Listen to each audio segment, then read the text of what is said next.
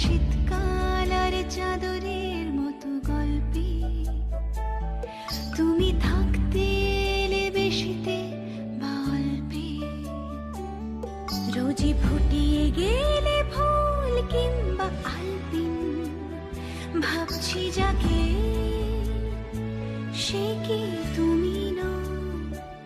একটা নাম না জানা বাড়ির পাঁচিলে জানি দেখা না দিয়ে